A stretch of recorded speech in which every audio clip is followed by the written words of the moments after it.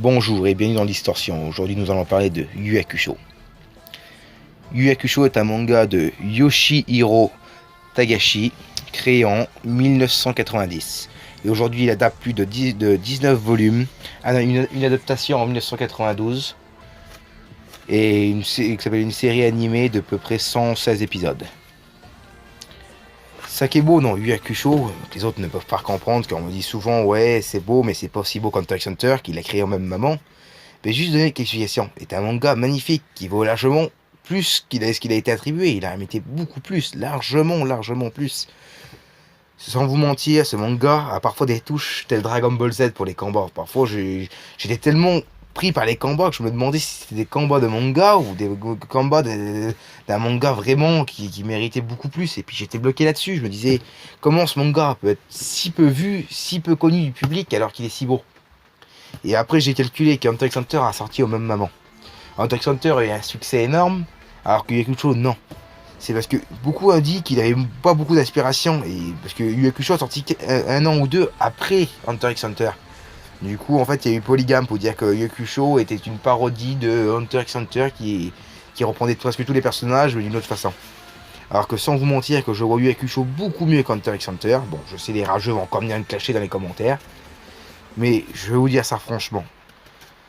Il a des mises en scène, des passages, des émotions. J'ai réussi à chialer sur ce putain de manga, pourtant que moi je lis Berserk tous les jours, que ça me fait presque rien. J'ai réussi à chialer, parce que les personnages, t'arrives à t'en attacher, puis il y a des...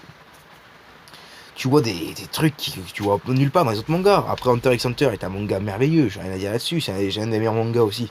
Mais je vois Yu Hakusho déjà meilleur que Dragon Ball, meilleur qu'Hunter x Hunter, peut-être même meilleur que One Piece. Et après, voilà, c'est un truc formel juste pour moi.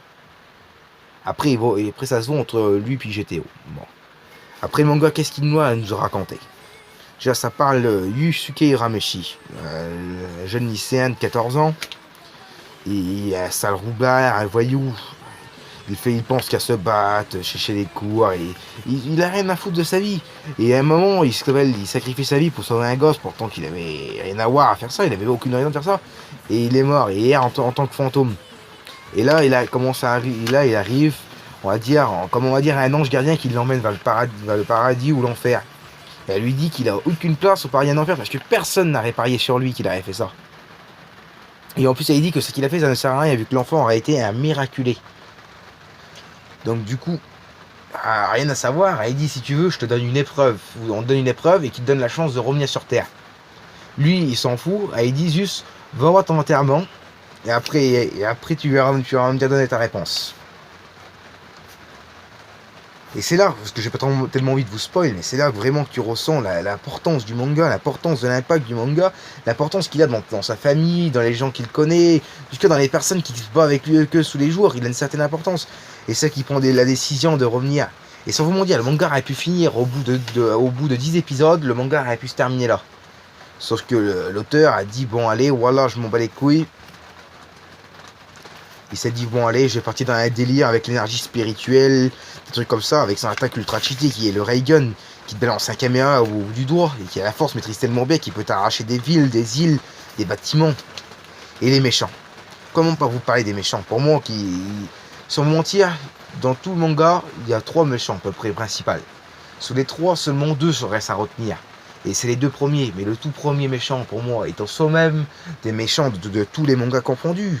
Toguro, comment te dire ça sans le spoil? Je pourrais même pas t'en parler. Tellement que ce personnage est badass, et tellement qu'il a une histoire approfondie, tellement que le personnage tu peux l'aimer, c'est pourtant qu'il est méchant.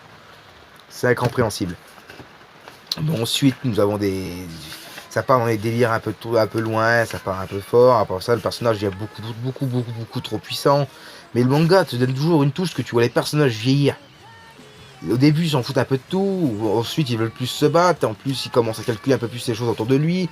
Les gens qu'il aime, des trucs comme ça. En moins de 2, ce manga a réussi à nous faire comprendre qu'en fait, même dans les mangas, il peut y avoir une histoire entre 2 personnes. Sur les personnages secondaires comme les personnages principaux. Bon, sur tout ça, maintenant, j'ai terminé. Parce que j'ai pas tellement envie de trop vous spoil. Allez, salut et abonnez-vous.